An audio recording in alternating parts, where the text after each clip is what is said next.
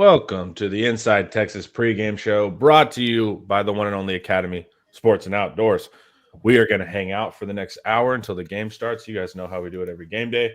We're just going to chat. Also, fans in the comments, anything you guys are thinking, feel free to ask us. Any statements, we'll react to them. Chuck Jones, hook 'em. That's a solid name there, Chuck Jones. Yeah, I like it. Chuck Jones. Yeah. Longhorns, our Longhorn in Omaha, hook 'em. All right. So, you guys want to start with Scadaboo? It feels like that's all we've talked about this week, but then let's get Scadaboo out of the way. Good player, yada yada yada, and then we'll talk about some other matchups that we think are going to have some value. But first things first, when you watch Scadaboo on tape, what do you see? And then, are you concerned if it'll scale versus this level of rushing defense, or do you think he's still going to have a day and it won't be enough? Blah blah blah. Coach, let's start with you. Right. What I see on film is a dude that runs with a lot of great power, great balance, low center of gravity. He bounces off people, so you want to wrap him up, right? But I would like to see somebody kind of give them the old. I don't know if anybody remembers the Nigerian Nightmare, Christian Okoye for Kansas City Chiefs. Steve Atwater, it's like you're a human, right? And I need somebody to do that to him today. But like man, he's a good running back. He feels like he's the best running back in college football. He has every right to because the kid can play. He can run the football, but I don't think that'll be enough versus a Texas defense who swarms the football and gets after it, man. I just don't think he'll get going. I think we'll get to him before he gets downhill and gets one-on-one versus a safety in the alley, right? And to bounce off and had a spectacular runs he's been having, minus a few games that you posted. I saw Kansas State. I think you posted some other teams, right, who held him under like Texas 2 yards. Tech. Yeah, Texas Tech, Texas State. That tweet did very well for me. Yeah, it did. So I think we'll see similar put out from that today from Texas defense against him. But as long as we get him before he gets going, I think we got a really good chance of kind of making him have to throw the ball more than run. Yeah, Lando. And this is. I mean, Sam Levitt has 2 games this year in which he's attempted more than 30 passes. Is that right? That kind of paints a picture of how they want to play, right? Which plays right into the hands of Texas's favor. You know, we talked about behind the scenes beforehand that this situation here, it's a bigger discrepancy than what we just witnessed last night with Penn State and Boise State. Right? There's an even larger talent gap, and you saw Ashton Jeanty. Yeah, it's crazy to say like I think he finished with 25 carries for 97 yards or something. That's a modest day. That's wild to say. But when he's used to going for 180 plus and two or more touchdowns, it just goes to show you, right? The talent discrepancy is real. And that's why I didn't want to fall victim to oversimplification. I always try to do the best that I can when I'm doing my previews and things like that, as we're building up towards these matchups. Like, okay, what's the simplest way that I can convey for the fan to help the fans process like what's going to make or break the matchup, right? And for me, it really is that simple. It's just what Texas is going to present, what we're about to watch them present here about an hour from now. Arizona State is not ready for, guys. They've played 2 teams. They've played 2 teams that have won 7 games this year, 4 that are bowl eligible. It's just different, okay? And they're a fantastic story. I don't want to take anything away from them, but the talent discrepancy, it matters. This is a bigger, faster, stronger sport. It's the ultimate team sport. And when we're talking about Cam Scadaboo, one player will not be enough. I said the same thing last year in regards to last week, in regards to a more important position and a bigger impact position at quarterback, Cade Klubnik. I said the same exact thing. If they can't run the football, if they're one-dimensional, I don't care how talented you are. It's the ultimate team sport. It's not going to be enough. You can't beat Texas with one player. Well, I was going to say, I just think back to having Bijan, and we had 8 wins. Yeah. You know, like we've had incredible backs. Backs are a good cherry on top. If you're already damn good and then you throw a back into that, now you're like unstoppable. But it's really tough to run your whole offense. But also credit to Scadaboo. Secondly, now he's the first leading receiver because they're number 1. Yep. Yes, but, you know, say we do shut him down between the tackles, right? The counter game isn't working or whatever. Well, how do you force one-on-ones? Well, get him screens out there. Make corners tackle him, you know? And so there will be unique ways that I still think he's going to have a good game. But like Lando said, I don't know if that's truly enough. And then, Nick, quick thoughts. I know we probably said everything. Yeah, man. Honestly, dude, this is going to be one of those games that this should be a simple game for Texas. This is one of those games where it's not about the X's and O's, about the Jimmys and Joes, right? We got the Jimmys and the Joes in the trenches, man. Sark has done just a hell of a job just kind of fortifying just the line.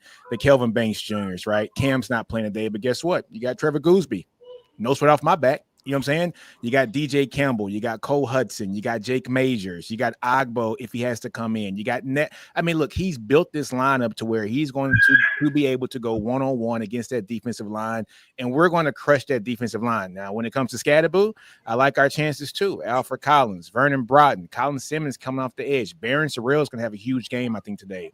Ethan Burt's going to have a great game. You know what I'm saying? So they haven't faced a defensive line that should be shown to them today, you know. So I've seen just in previous games, right, where you see him go against Kansas State and he goes 25 carries, you know, for 73 yards. And then he goes against Cincinnati in a loss, 17 carries for 75 yards. And then we go to Texas State, 24 carries for 62 yards. And Texas Tech in a loss, 18 carries for 60 yards.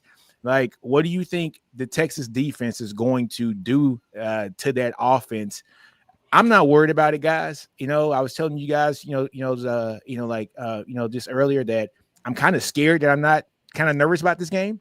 But I just think this is the era where we're at. This is the 01 to 05 era where you're going into a game and you're expected to win the game and you go win the game and you dominate. And I think that's what Texas is going to do today. Oh, you had to bring up 01. That's the one that thought in the back of my mind. Chris Brown, Colorado. Same thing. That's all they had was him. But that was a different situation. That's when Chris Sims got hurt and came. I know. And then Said B got hurt in that game too against Mike Williams. They crashed. So it was a different game. I think the modern seeding's kind of messing with Arizona State a little bit. Arizona State's the 12th ranked team in the country. I know they're seeding. Yeah. Texas is number 3. Yeah. You know, so it's like, don't get it twisted. It's not 4 versus 5. I don't care what they're saying on ESPN. Yeah. It's number 3 versus number 12. Yeah. And that's a thing too. Now, I have a lot of respect for Arizona State. I like what Dillingham's done, Arroyo. I think they're going to have something for us, like schematically, right? I think Scadaboo, like, dude, if Scadaboo gets 100, like Genty did, where it's just like, right, I'm fine with that. That's to me is still stopping him, right? Yep. When you consider that he's averaging over 4 yards after contact this year, if he gets 25 carries for 100 yards, that's 4 yards per carry total. That's a damn good day for Texas. Exactly. So it's like I'm not talking about we're holding him to 30 yards. Like we're not holding him to 30 yards. Like that's not going to happen. No. This is the Ali Gordon game. Yeah, and it's limiting him all purpose too, right? Because they're smart. They're gonna, if they can't get it up through the middle, then they're gonna take it outside. Luckily, we have the best pass defense in the country as well.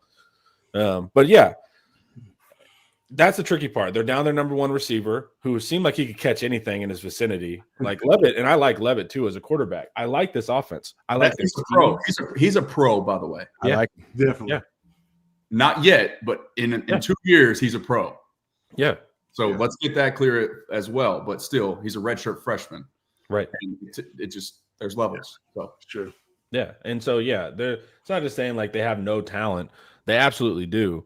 It's the trench stuff that it's just hammered. And like, you know, I think Arizona State fans think we're just being like arrogant. We just got beat by Georgia twice because they're meaner in the trenches. Like, we personally understand that there are still levels to this, even for us. Yeah. You know, and so it's like we're not just saying like, look, we have elite talent and we're the best. We just saw twice back to back what a mean defensive line does, and also what happens when your run game isn't functioning as you think it should. Because then you're going to force Sam Levitt to make plays. Doesn't mean and that sounds like I'm saying he can't make plays. We just don't know because they've had so much Scadaboo emphasis. I think he will make some plays. I think he's a good quarterback. We just have to see how it's going to go. Offense is very different when you're frustrated like that. All right, so that's the matchup everyone's been talking about all damn week.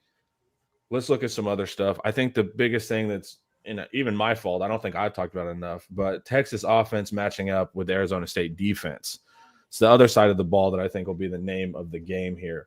The biggest mismatch is going to be our passing attack versus their passing defense. They have like I don't know, 40th or 30th ranked rushing defense. Pretty good. But the difference is in the pass game.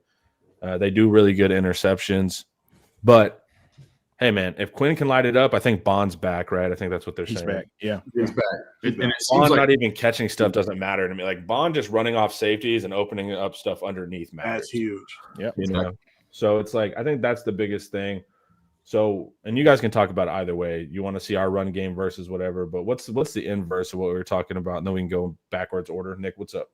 Man, look, it's going to be Trey Wisener and Jaden Blue going to have big games. So just turn it on the film. They got a good run defense. I think it's 26 in the country or so, but they can get ran on. Like this run defense isn't going against teams like Texas and Georgia and the Bamas, and they can get run on. I think Trey Wisener's going to have a huge game today. He's so patient. He's so physical. And I think once he just breaks down this defense, I think Jaden Blue's going to do the same thing that he did last week. I see Jaden Blue having 2 runs for at least 35 yards a pop. Like this running game is going to be explosive. I don't think Sark's going to have to show a lot, just on film this week. I think he's going to be very basic and very vanilla and win this game. Don't overthink it, Sark.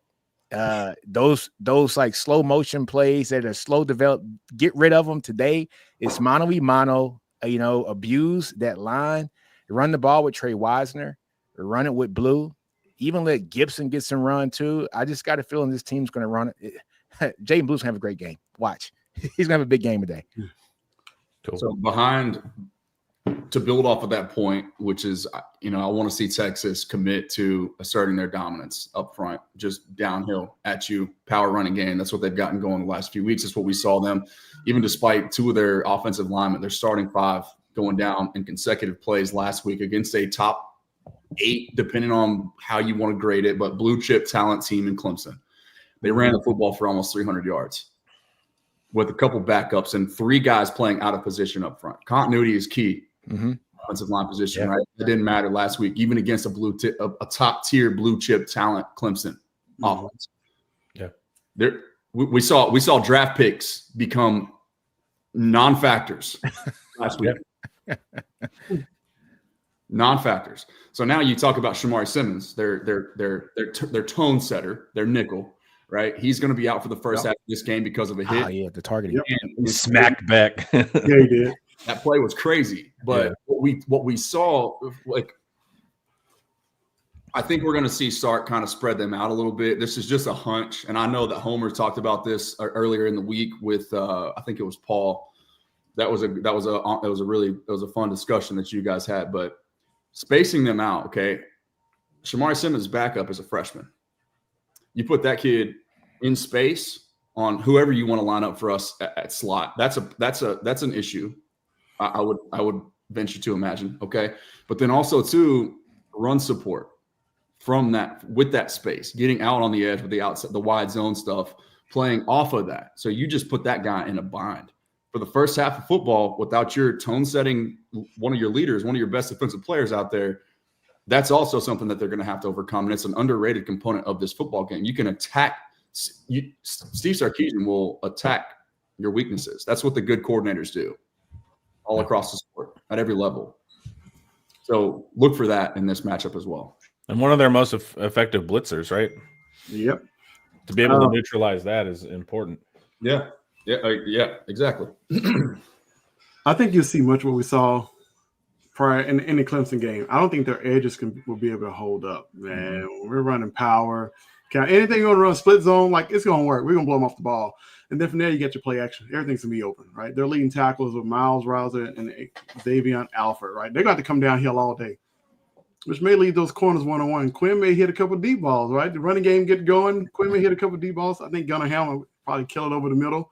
I think everything's open. I think the entire playbook will be open because they won't be able to stop the run. And if you can't stop the run, you got to load the box, right? Sure. Your leading tackles are already your safeties. So what do you do? Right.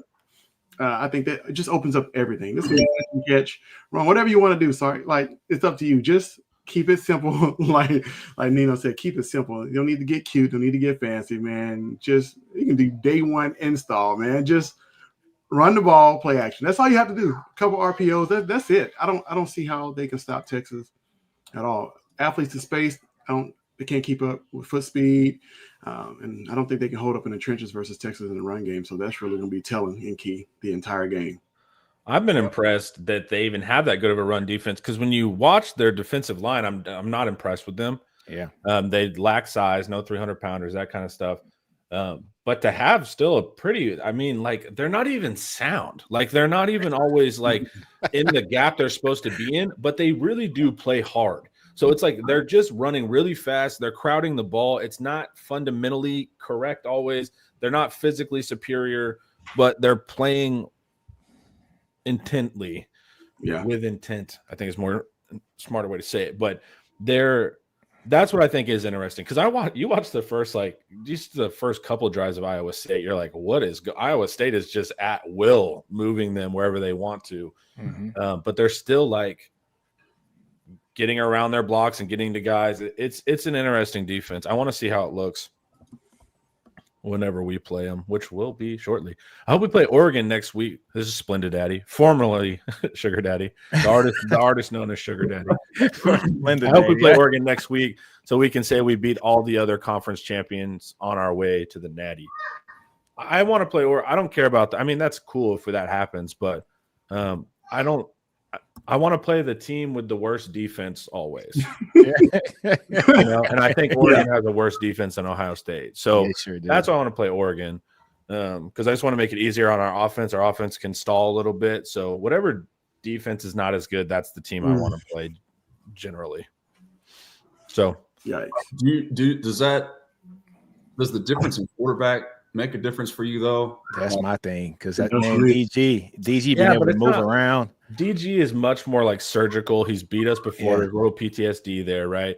He's super mature, but Howard's not a bad quarterback either, and he's got receivers, baby. Yeah, so it's like Smith.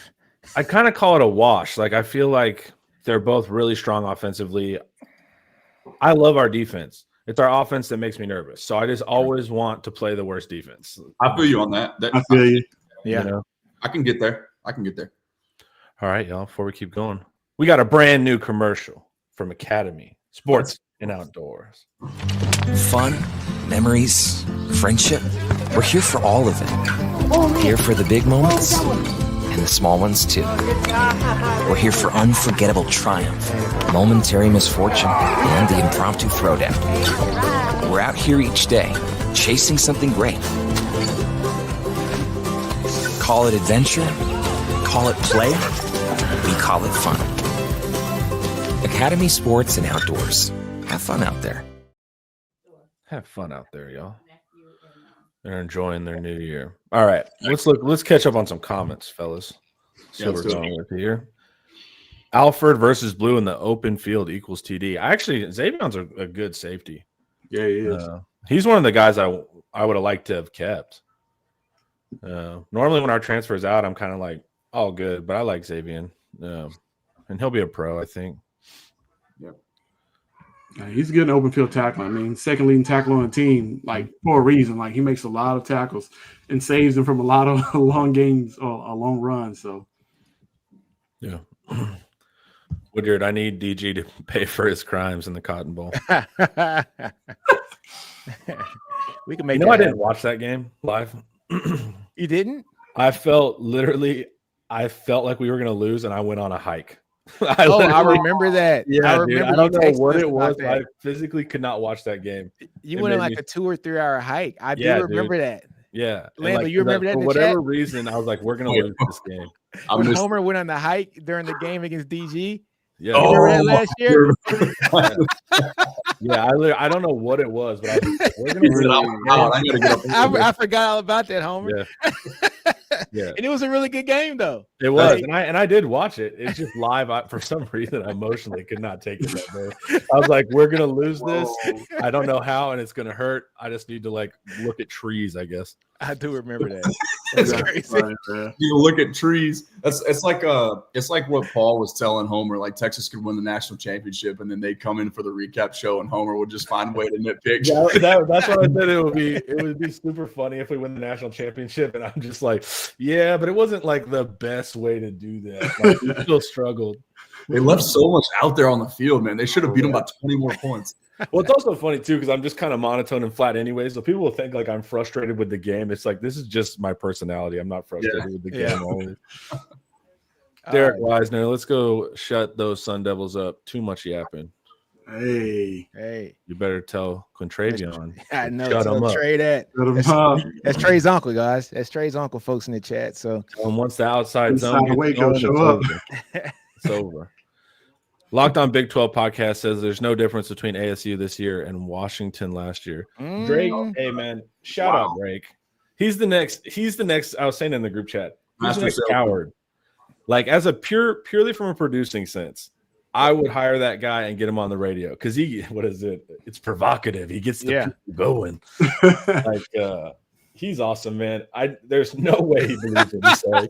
You can't believe that. I mean, you got Penix, you had both all three wide receivers. Come on, man. There were tons of pros. They had Braylon Trice, who's an absolute freak. Yes. They had the best offensive line in the country. Yeah, right? That's the comp of Lance Jackson. I have Lance Jackson comp to Braylon Trice. Yeah, dude, they had pros all over the place. That's funny. That's hilarious. You did good. Is Michael Dooley being honest here? Or, I mean, I'm guessing he means that when he says it. They extended Dilling Nuts right before the game. Did he just get a contract extension? Yes, he did. Yeah, he did. It's like 5 or 6 year extension, wasn't it? Good for him. Like $8-9 million a year, something like that. Yeah, they gave him 5 years with incentives like to go to 10. Yeah. Wow. You know? Man. He's I mean, I meant it when I said like early October, they walked off whoever it was that they beat. I think it was Utah when they beat Utah. Who was the team, by the way, that beat them 60-something to 3 the year prior, and they go up. It just goes to show you like the growth and the leadership that Dillingham has. But that's just a guy that you want to go to war for. You listen to him talk, you see the passion in his voice. That's a dude. That's a football coach, man. I know fans were mad because the media kept like setting Dillingham up yesterday to basically like try to like police his players and punish them for being confident. It was super weird, you know. They're like, "How do you feel about your players talking?" He was just like, "Dude, like, they're supposed to do. Let them be kids. Let them enjoy this moment." Yeah, no, the media is so corny, dude. Like they're just like trying to get people grounded the whole time, and I'm just like, guys, this is not serious. This is college football. Exactly. So I liked his responses there, and like we said, there's not a ton of pros on this team, right? Like you had the Cinderella of TCU. That Cinderella still had like 12 NFL picks. Yep, they did. Like, you know, like Arizona State doesn't have that. They're Cinderella without the pros. I mean, that's a coaching job. That's a culture job there. And so that's what's impressive. And one of their pros isn't playing at receiver. Right. So exactly. I mean, Jordan, he's a good player. A really good player. That's a guy that can you can attack with him in a variety of ways, right? He can go up and get it. He can take the top off a little bit, and he can be a possession receiver too. That's the do it all piece, but they're going to have to. I mean, they had 3.5 weeks to figure out how to around that. So we'll see what they come up with. And this special teams is another discussion that we got to consider here, right? 4th and 5 at the 50-yard line. This might be where we see Kenny Dillingham say, "F it, let's go." Let's go for it. Yeah, well, they hate their kicker. Like they won't let them on the field. Yeah. You know, and it's like, and we've had a little bit of struggle too, right? But it's like, dude, it's 4th and 3rd or 3, and they're not going to kick it. Like, you know, and that's part of the confidence that they have to have. So, and also like whenever you start to get obsessed with Scadaboo, that number 1 receiver, Tyson, he was the pressure release valve, and they would punish him.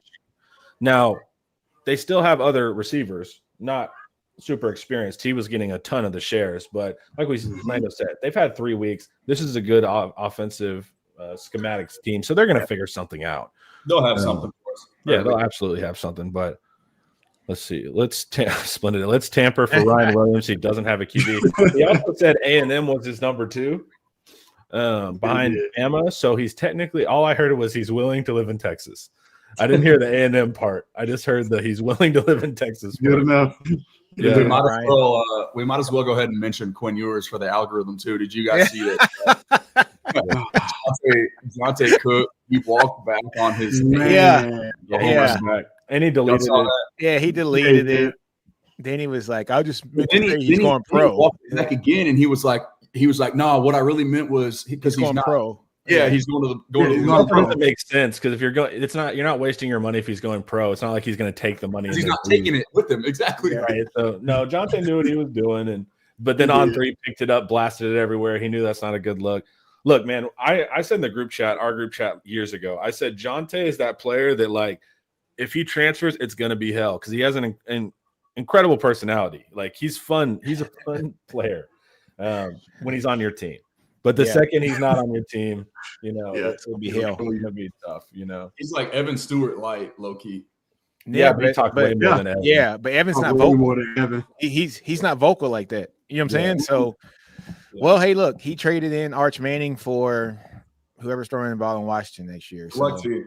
Had to. Good luck. Yeah, I was glad he didn't go to Florida though. I'm not trying to see DJ throw a 90-yard pass to him, dude. Yeah, I know. Yeah, let's do with that DJ. Oh my gosh, man. Bagway, man, dude. Nice. I'm not mad at Jonte. I don't talk about former players because that's just not cool, man. But as far as like negging Texas and stuff, it's like whatever. Like I said, this is not that serious, guys. Like it's pretty funny. We can't take ourselves that serious. We're covering football. People have real jobs out here. All right. Ian, I don't know if y'all saw Ian's article that he posted. I think it was maybe this morning. I read it this morning, but he was talking about the special teams advantage, how Texas may actually have a advantage in that department, which is kind of rare, especially with the field that's left. Yeah, we're like, all right, if we got an advantage, y'all are not doing well. Hell. Arizona State has been through this year with their special team stuff. If we have an advantage in that department, that kind of tells you a lot. So yeah, they're gonna be hyper aggressive today. They have to. They're at such a it's just such a mismatch, man. They got to get creative. They got to be aggressive, and they got to leave it all out there. So that's what they're gonna do. We got to be ready for it. That's what I want to see too, Gaddis. We have, of course, a talent advantage, and you can just run counter and outside zone, right? But what I don't want to see is Dillingham I don't want to after the game be like, that was just us having better players. Like, right. If that was equal, they would have won that if the talent was equal, So it's like, I do want to see out coaching a little bit too. But also on the flip side, why are you going to spend any bullets when you're facing Oregon and Ohio State? Exactly. So like, I take it back immediately. It's just like, just run outside zone and don't put anything on tape because you're about to have to play a murderer's row, Yeah, some big boys here. But the comment from Bruce is noteworthy as well, if that's correct. I haven't seen the official update on that. Oh yeah, he's starting. So Cam's out. Okay. Yeah. Didn't see that. Yeah, they were. Yeah, Trammell or something said Cam. That's what I expected, but it wasn't official. Yeah, so I mean, Eric last night too on Inside Texas kind of preempted it and gave us the injury report. Okay. So I think we're good there. Unless something changed in the last few minutes, we should be solid. Tackle again, which is great. Totally confident with that as well. By the way, that gives me no pause whatsoever. Just to be clear. Look, man, I don't know how well, I don't think people know how special it is for a guy to come in and be your starting left tackle one game and then flip flop to be the right tackle the next game. Like, talk about it. That is so hard to do. It's different footwork, different hand placement, different feet play. It's differences, man. It's like pitcher batting right your whole life and then going to bat next week. That's what people don't. They're like. People will be like, "Oh, moving left to right's not that difficult." It's like swing the golf club left-handed, swing the bat left-handed. Like it the average person in this chat can't brush their teeth with their left hand. Man, it's a skill to be able to swing like that, man. Dude, I mean, that shows you just the versatility of him, man. And just a great pickup, by Coach Flood to see what he was able to do. Seeing that he was able to pick up weight during high school and actually sustain weight. You know what I'm saying? His raw ability. He was doing tomahawk jams, man, in high school at 16, 17 years old. 360 dunks at 260 pounds. Yeah. So, man, great evaluation here by Sark and company, man, to get this guy who's a 3-star. That's probably going to be a first-round pick in a couple years. Well, they've done great, too. Like, I was watching pregame warmups of Cam, and Cam is slimmed down. Remember, Cam used to be huge, but he was just out of shape huge. Yeah. Like, Cam is looking nice. What did Thamel say?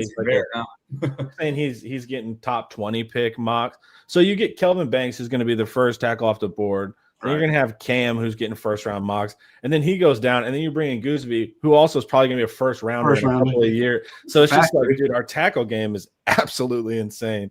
Man, shout out Flood. Yep. But you're right. They went for Did y'all hear them asking Banks about one of the reporters asked Banks about that switch, like Gooseby's ability to be able to do that. Yeah. And Cam was like kind of downplaying a little bit. He's like, I mean, it's really not that hard, And in my head, I'm just thinking, Cam or Kelvin, I'm sorry. Yeah. They were asking Kelvin. I'm like, Kelvin, you're also one of the you five. Can't ask yeah, him. No, but hold on though. He shouldn't say that because remember he got knocked down the star going to an all-star game, moving from left tackle to right tackle. So he didn't look so good in that game, right? You're and they knocked him down a star. I think it was Rivals knocked him down a star, right? So he was at a camp. Yeah, he was at a camp. Under Armour camp. They took the context. So basically, they had a right tackle or whatever fall through. Kelvin Banks volunteered to go play right tackle, which already right there is a mental eval check. He stepped up right. That's all you needed to know about Kelvin Banks right there, not how he performed at right tackle. Yeah, it was that no one was doing it. He was willing to switch positions in a camp in front of all the scouts. Yeah, you're done. Your eval's done. But then he did that and he didn't play as well because, like he said, it's like switching the batter's box. Yeah. And they dinged him. And that was that still bothers me. You can tell it gets me fired up. Yeah, I know. I was pretty ticked off about that too. Yeah. I was like, don't do that, man. He stepped up. David Keith Williams. He asked the best questions. I know, right? They're so thoughtful. Like thinking, man. You made a point earlier about Arizona State surprisingly being a good run defense. I think that speaks more to their competition's ability to run the ball rather than their defense. Absolutely. Yeah. Who had a face to go run the ball? Kansas, Utah. Yeah. Kansas and Utah. Yeah. Kansas State with Dylan Edwards, maybe. Yeah. Edwards or Stewart. What's his name? While we're thinking on that, did anybody? This is completely off topic, but I didn't have a chance to watch any of the Michigan and Alabama game last night. I did. My wife's from Alabama. I watched the whole damn thing. Was it just? I mean, I don't understand. They're such a weird team. I don't understand. To Alabama? Yeah. Well, so is Michigan. Yeah, both, Michigan. Man. 7-5, but they take down Bama and Ohio State. Yeah. Weirdest thing ever. Bama had a lack of execution, man. Their offensive line is just not the Bama offensive line that we've seen to be the standard, but it wasn't that last year either, right? It was just that they've been able to just kind of out-talent people. But, their lack of execution was huge yesterday. Their defense played well. The offense just kept giving them horrible field position, right? And so I think Michigan scored 16 points in the first quarter and scored 3 points the rest of the game. All right. So, honestly, it was just lack of execution. It reminds me of the boys watching the team before they went on a run. Yeah. Up and down just like that. And then the next year they just took off.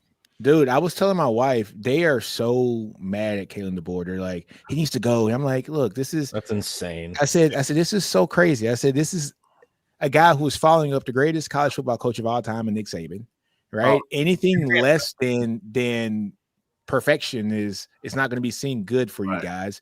You went 9-3 after Nick Saban's first year. Yes, you had a couple tough losses. You took it on the chin to Oklahoma. We get it. Vandy beat you, right? And then your third loss was who? It was Tennessee, right? So look, you had 3 losses. You go 9-3, but Kalen DeBoer is coming into a team that he did not build. These aren't his guys. And he doesn't have his quarterback. No matter how good people think Jalen Milroe is or isn't, he is not his quarterback. And he's a far different guy than what he had with Penix. Yes. And so, I was telling my wife, I said, look, Tom Herman went 7-3 his last year here at Texas, right? COVID year, 7-3. Would have went 8-3 that year if the Kansas game didn't get canceled, right?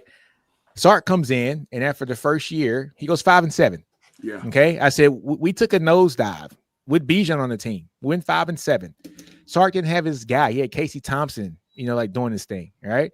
When Sark finally gets his guy on the team with Quinn, you see the 8-5 season. Then you see last year where we go to the playoffs, and then again this year in the playoff, he has a guy who he feels comfortable with handing over the entire, this game plan to. Mhm. Kalen DeBoer, I don't think he has that there at Bama yet, and it's going to take a couple years. We'll see what happens to the portal. But he's going to need just a guy who is going to run his offense and a good line too. His line is not that great. Yeah, exactly. Well, the whole thing is like, man, they haven't less than 10 games in 17 years or whatever. I'm just like, when is it supposed to end? Forever, Alabama fans? You're gonna win, it's like, man, y'all have gotten spoiled, dude. Like, you just think you win 10 games for eternity now? Like, it's crazy, dude. Like, I know, man. He's a damn good coach. They've lost all their ability to think logically about this kind of stuff because they've lived in like, hey, what you guys just did for the past 20 years was not normal. It's not normal. Yeah. That I know it feels normal to y'all. Yeah. It was incredibly strange what was able to occur there. And then you were able to replace him with a guy who was 105-9 as a head coach. Yeah. Come on, man. We got in the playoffs last year. We got in the playoffs last year. Exactly. That was his record. Yeah, he was 105-9 as He has head coach. an absurd record. Yeah, dude. Kalen DeBoer is the real deal. Real deal. He's like 106-9, like 105-9 prior to coming to Alabama. Yeah. Alabama's going to be absolutely fine. They got to chill. Yeah, he's fine. It's crazy. All right, y'all. Academy.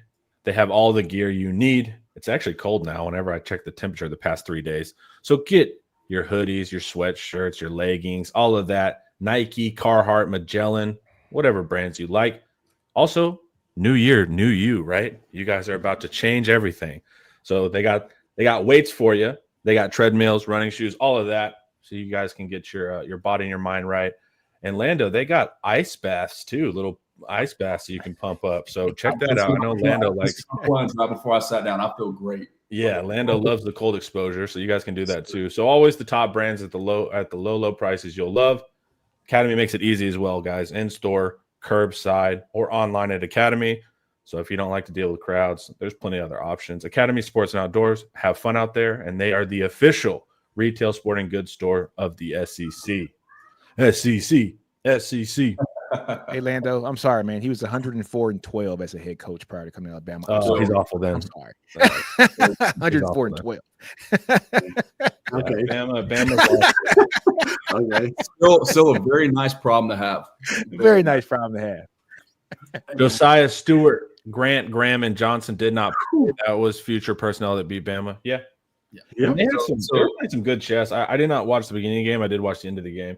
And they were lighting Milrow up, heating them up, making them make plays. Mm-hmm. And then whenever you thought that they were going to send the heat, they would drop into zone. So there was a lot of good chess that was being played there too. Yeah. From Wink. So they did some good stuff schematically.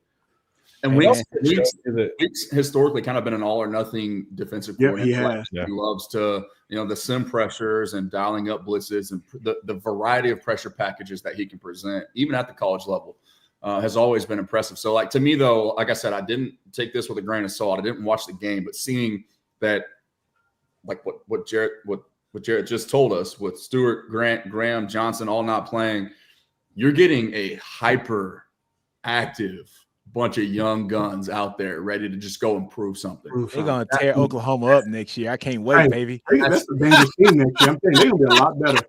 They're going to tear Oklahoma up next year. Dudes, you're losing top-end NFL talent maybe for the bowl game, but then you get all these young guns that are hungry, trying to prove something and earn a spot, create some momentum for next year. That maniacal effort is the one thing, and I'm tying this into the Arizona State and Texas matchup for a reason, right? The maniacal effort can be enough to create some problems for people only for a little while, right? For a little bit.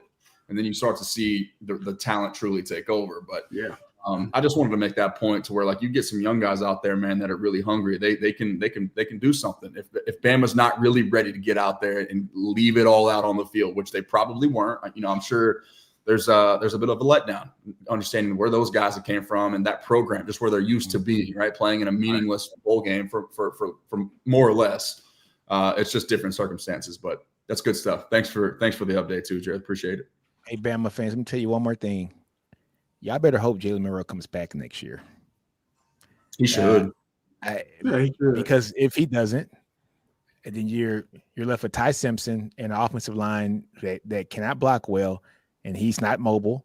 and you do not want to throw a true freshman Keelan Russell in there at 195 pounds to go in there and try to win games for you. How good You better hope, Alabama fans, you better hope all that talking, that bad talking y'all doing against Miller, you better hope he wants to come back next year. That's facts. Yeah, he's had to deal with it a lot. He even got scapegoated with Saban last year. That was a dirty move when they benched I was him. vocal about that. That pissed me off. I know it pissed me off too because Alabama's so used to losing. Like, oh, it's Jalen's fault. It's like, no, Saban's starting to fall off, guys. Like we can see it. It's not the same Bama. There's a reason Saban said, "All right, I think I'm gonna dip out." Exactly. I'd love to see Gunnar Helm used as the tool to make Arizona State completely off balance on defense. If Helm is heavily used in the passing game, it will create dissension for the safeties. Leading receiver for a reason. I don't know, man. Gunnar Helm's a weapon. I think he'll be a part of the game plan early and often, right? Especially with RPO or play action. Like across the middle, he's going to eat. I think Helm's going to be leading receiver in this game. Yeah, I love Gunnar, man. I want to see some Bolden too, man. Bolden has been stepping up these last couple of weeks. We haven't even really touched on like the impact. Like it's so easy for us to forget. Like Texas just put up almost 40 points last week against a playoff opponent without a potential first-round draft pick, the number one receiver on the roster. Like that's still wide receiver one at the end of the day. Isaiah Bond. He didn't play. This is about to be the healthiest that Texas has been when you consider the top three most important players, the most important positions. Really, it's an ultimate team sport. But when we boil it down to quarterback, left tackle, or any tackle, and top receiver, right?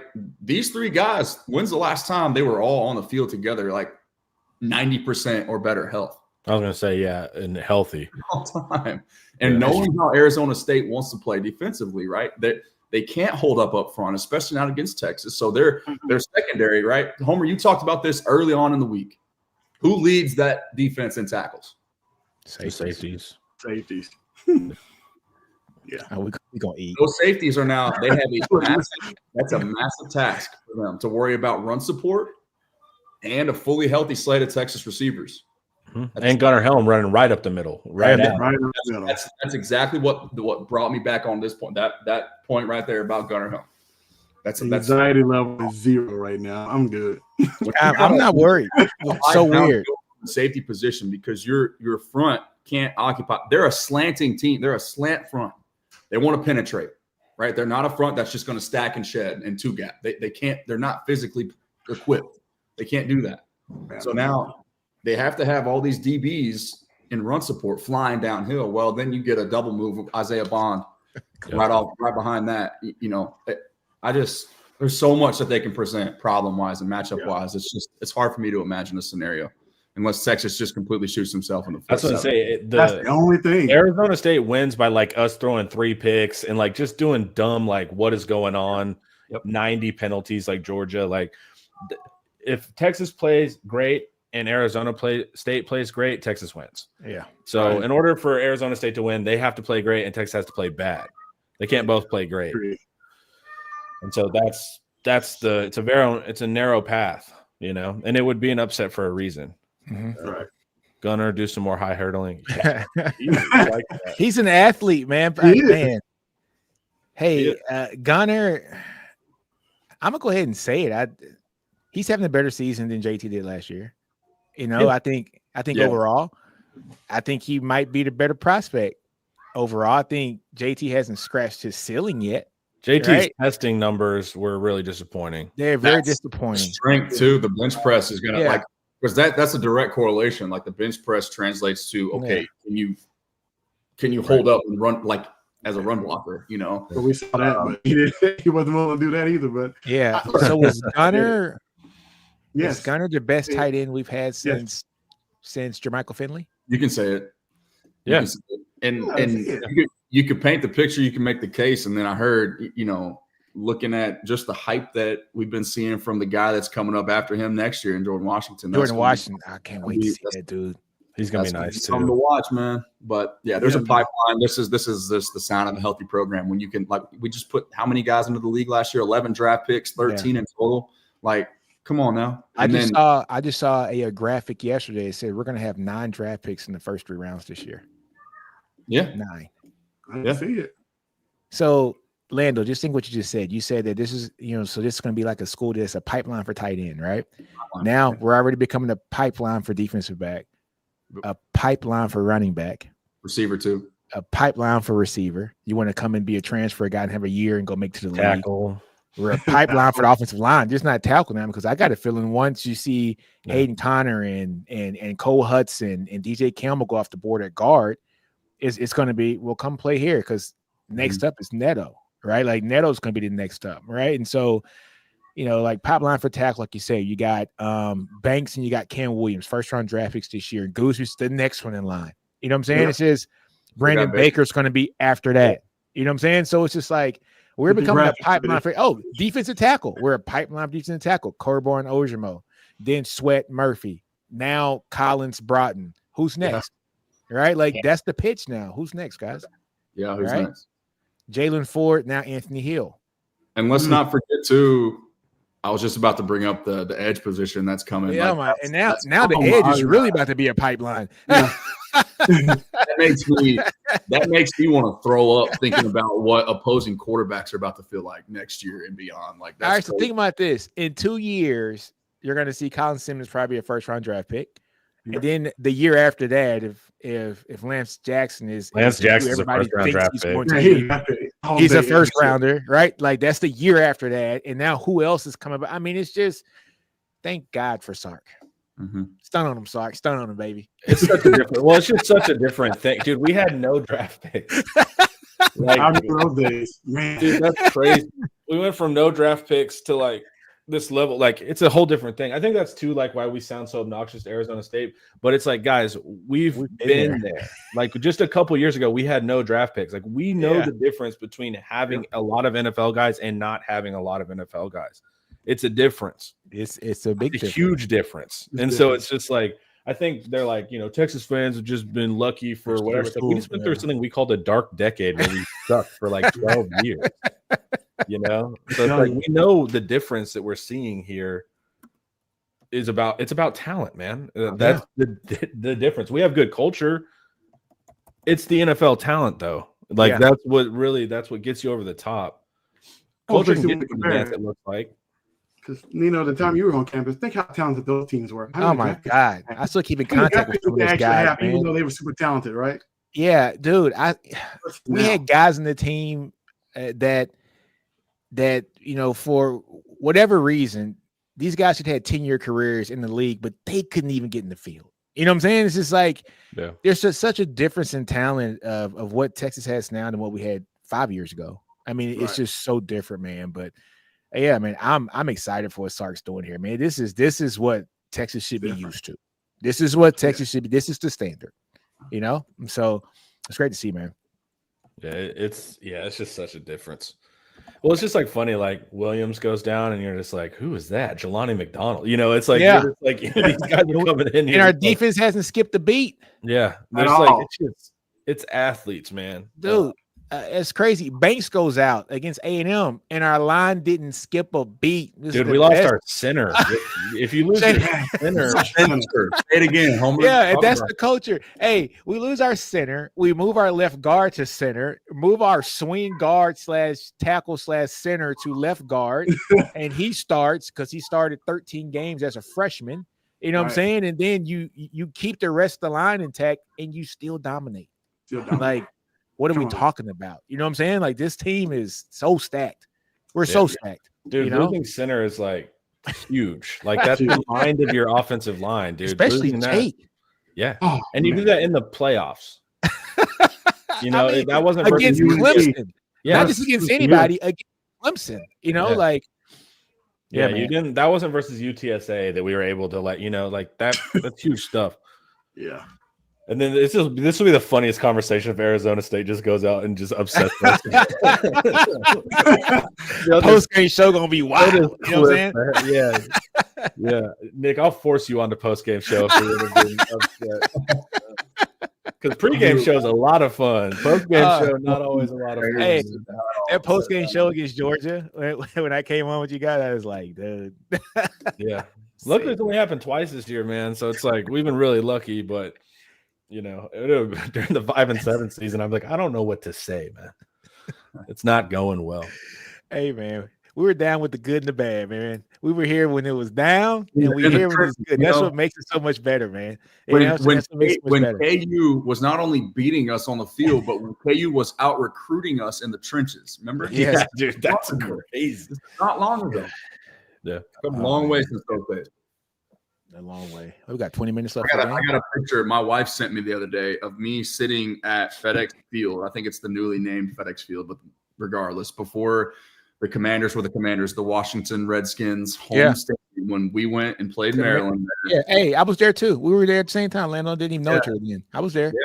Yeah, that was before. We had like the rain game, right? It rained. Yeah, long delay, back and forth, lots of turnovers, right? But wet football. Texas obviously didn't win. Maryland got us, and I'm sitting there like I was a much more like literally diehard fan then because we didn't really have anything to live. I wasn't a live hard fan because we didn't have anything to live for at that point. Yeah. I was a diehard, and I was dying every Saturday basically. But there was my freshman year too, wasn't it? When that Sam's freshman year, like this, just in the bleachers. Yeah, Malcolm Roach, middle linebacker, trying to cover people. Oh my God! I don't want to talk about that one. What are we doing? We got an NFL, like interior defensive lineman. They had him playing middle linebacker at 275 pounds. Like, who thought this was a great idea? You know, this is a halftime. Like, what are we doing? Never forget. Yeah, Quentin says Dillingham looks nervous AF. I'm notoriously awful at this. But I project whatever I'm feeling onto it. So if they're quiet and I'm scared of them, they appear stoic to me.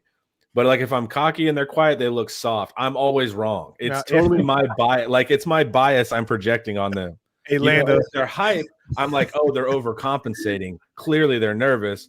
Or the inverse is like, man, they look ready to go. It's all me projecting whatever my emotion is. I did the same thing, Quentin. I was watching them walk in with Scatterby walk in. I was like, they look a little timid to me, but I don't know that. Right. That was Homer. That was Homer at the shootout when it was me, Lando, Homer, and Steven. And he's like, man, our guys are like that. Then I said, nah, they look like they're focused, right? So we went out there and whooped them. What's it like 38-3 whatever, right? Yeah. And so, so Homer's like, I don't know, man. I don't feel good about this game. I said, they just look confident, Homer. See, I can't read it. Go and shut him out. I can't read it. No matter what, I'm wrong. Yeah. It's like, so I guess I just got to start inversing whatever I think is going on. Because, to me, I was like, hey, man, they look quiet. Or our team looks quiet, so they look like subdued. He's like, no, they just look focused. I'm like, how can you guys tell the difference? They look the same. They're standing quietly. But it is, I'm bad. Did y'all another complete pivot, by the way? But I know because we're kind of pressed for time. Did y'all catch the interview of Torrey Becton on Lawyers and Longhorns? No, I did not. So it was interesting. They asked him.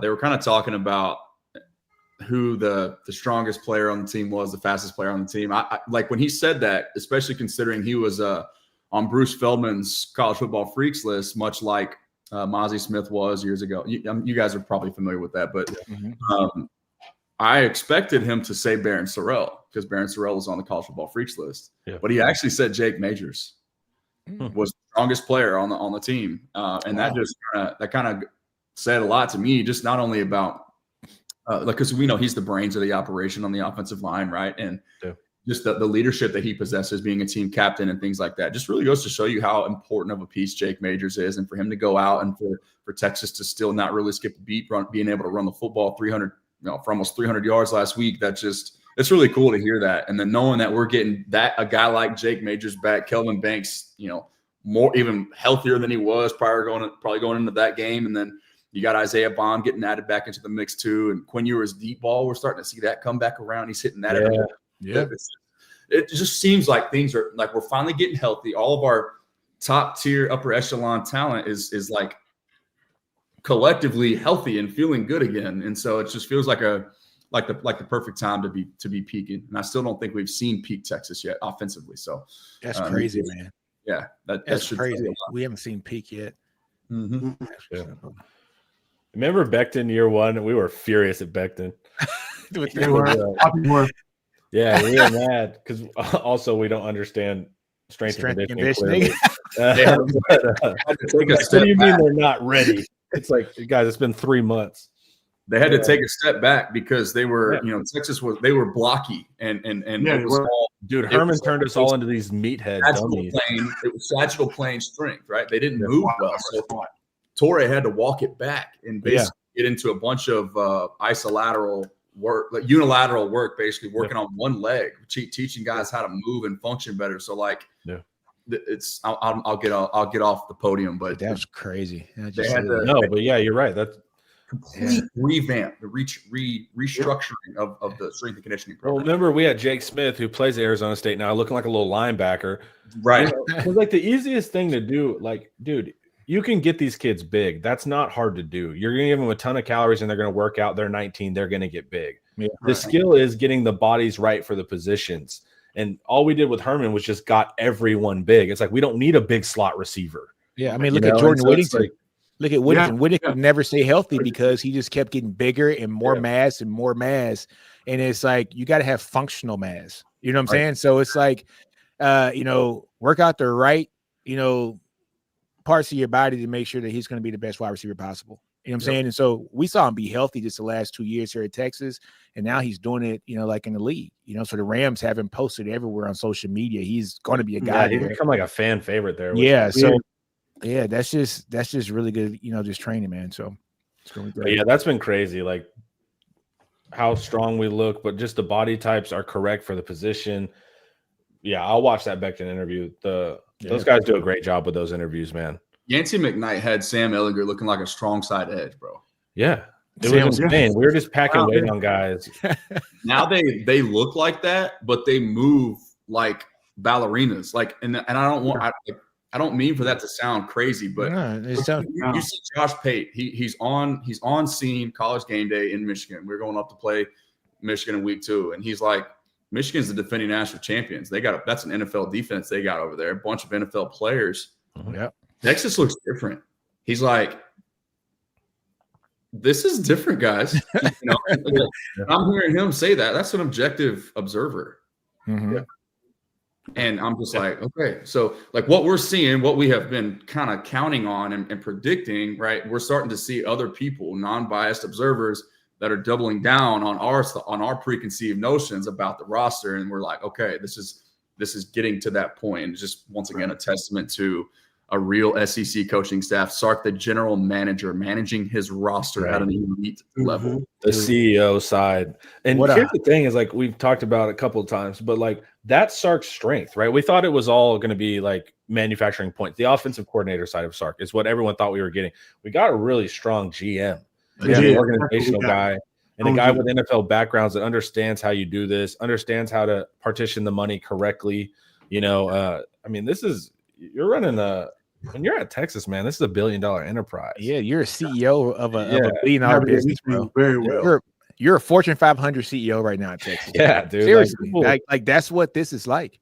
Yeah. I mean, man, what a home. Especially with the new age. You're negotiating contracts. You're dealing with agents. You're doing all the stuff the pros are doing, except it's an unregulated environment, so it's even harder. Exactly. Yeah. So it's like, it's impressive what Sark's been able to do, and most importantly, didn't sell out the defense. Made sure to get an incredible defense. Those coordinators sometimes, I don't know if it's ego or just they don't know how to hire the other side of the ball. A lot of the times, like Lincoln Riley, that's the guy you can pick on all the time, right? All the time. But for Sark to know, like, hey, I want to go for PK. The defense is the strength of this team. Sark's doing great, man.